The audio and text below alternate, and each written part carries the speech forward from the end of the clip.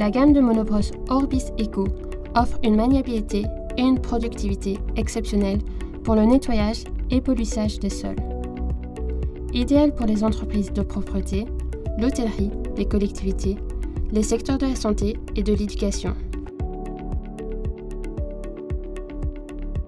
Avant d'utiliser votre appareil, merci de prendre le temps de lire les instructions figurant dans le manuel d'utilisation. Assurez-vous que votre réseau électrique correspond à celui indiqué sur l'étiquette située à l'arrière de la machine.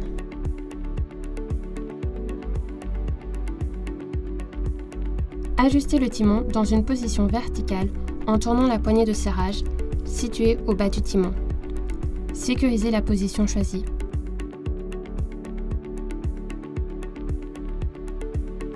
Basculez la machine vers l'arrière afin que celle-ci repose sur le sol et que l'enclencheur soit facilement accessible. Fixez le plateau ou la brosse sur l'enclencheur. Tournez dans le sens inverse des aiguilles d'une montre jusqu'à ce que celui-ci soit parfaitement positionné. Remettez la machine en position verticale.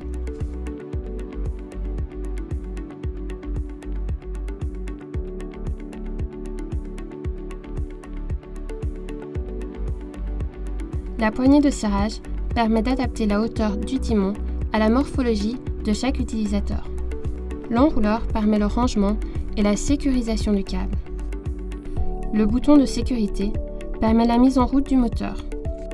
La poignée marche-arrêt se situe de chaque côté de la poignée du timon. La machine ne se mettra en marche que si le timon est en position de travail. Si vous possédez une Orbis Eco Duo, sélectionnez préalablement la vitesse que vous désirez utiliser. Assurez-vous que la machine soit arrêtée avant de modifier la position du sélecteur de vitesse. Déroulez complètement le câble d'alimentation et branchez-le dans une prise adaptée. Ajustez le timon à votre morphologie en utilisant la poignée de serrage. Pour démarrer la machine, enfoncez le bouton de sécurité, puis serrez les poignées de démarrage. Les poignées doivent être tenues tout au long de l'utilisation. En cas de relâchement, la machine s'arrête. L'utilisation des Orbis Eco est pendulaire. Vous allez lever ou baisser légèrement le timon pour faire passer la machine de droite à gauche. Abaisser le timon augmente la pression sur l'arrière de la brosse ou le plateau, ce qui va déplacer la machine vers la gauche. Lever le timon, au contraire, augmente la pression à l'avant de la brosse ou le plateau, ce qui va déplacer la machine vers la droite.